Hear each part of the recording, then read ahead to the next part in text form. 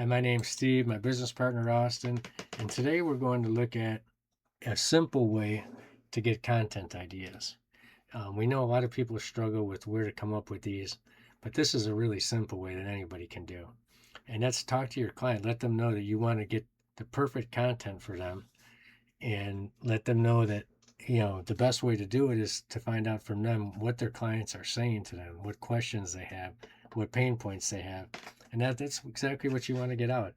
And they'll want to give this information to you because they know that will help them.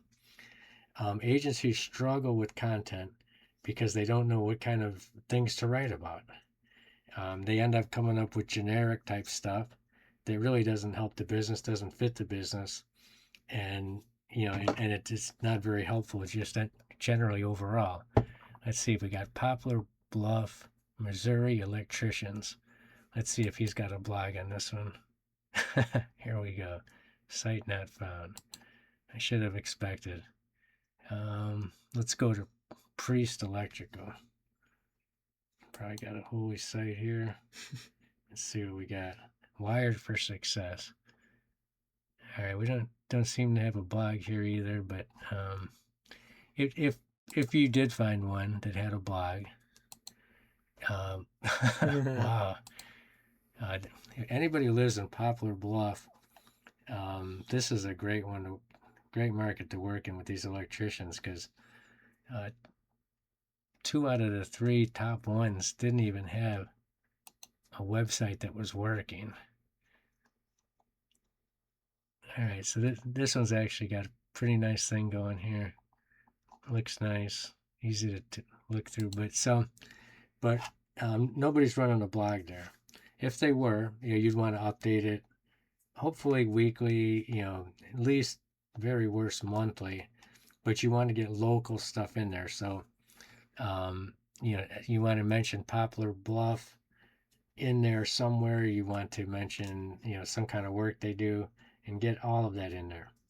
But talking to your client is where you can really, really find out the type of content that'll hit home, that will really, resonate with the people they work for because they know all about them.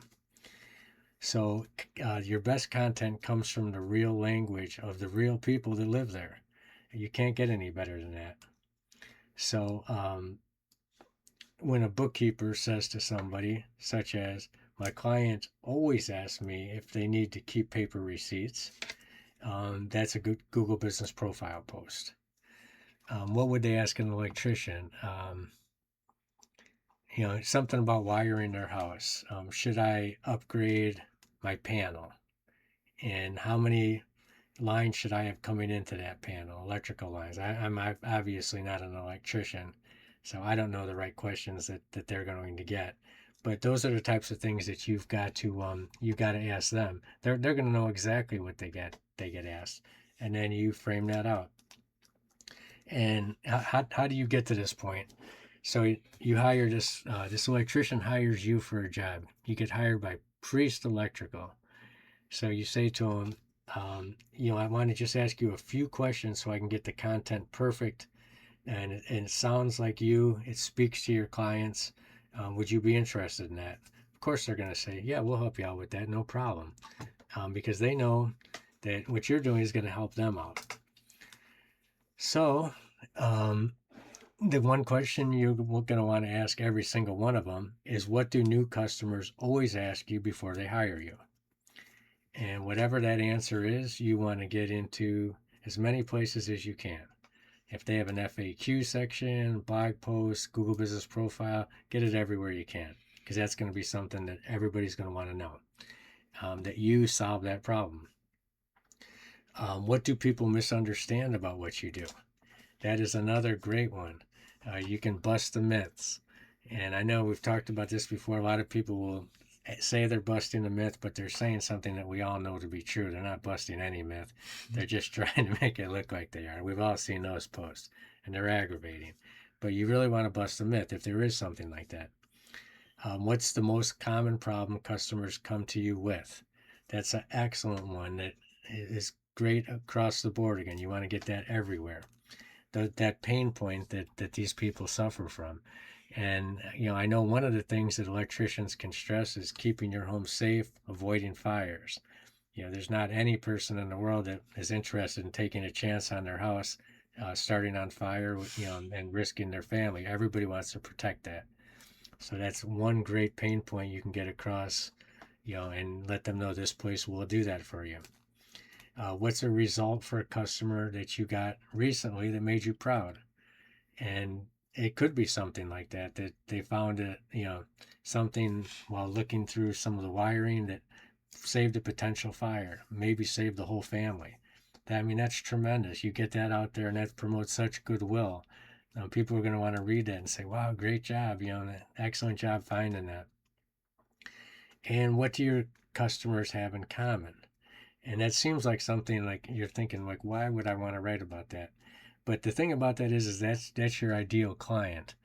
And so, and when you say in common, you're not, don't mean like, oh, we all watch the same show or something like that. You're talking about some electrical issue that these people have that's in common, such as, upgrading their, uh, let's say their yard, and they're putting a new panel. And that's what, you know, at least 40% of my customers are doing lately. Okay, that's a good thing to write about then. Write about how, you can help with these panels, and that's going to resonate with the people that live there. And it's going to do a great job of getting people reading your stuff and moving you forward. I'm going to turn it over to Austin now. Another question is, what do you wish more people knew about your industry? And that's like educational content that builds up your client as the expert. Um, what are the signs someone needs your service but doesn't know it yet? It's like awareness content, and it speaks to cold audiences. What's something customers try to do it themselves before they call you and they end up regretting? Um, it's a little bit of relatable, but it's got a pitch and it's got, I guess, a tiny educational aspect. What questions do you get that you're tired of answering? Um, these are frequently asked questions hiding in plain sight and perfect for any blog post, Q&A style post.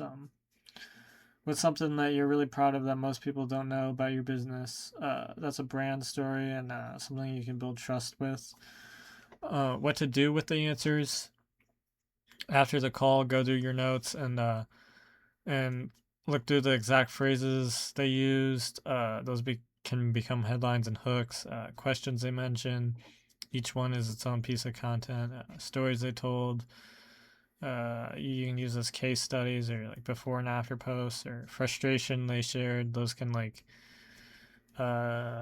drive. I was gonna say ethos. It's ethos and pathos. It's one of those things. The empathy one, I learned that in English class. um, one 20-minute interview can generate 30 to 60 content ideas easily. So map each answer to a content type, a GBP post, a Facebook post, a blog, a video, and you got a full month of content before you've written a single word.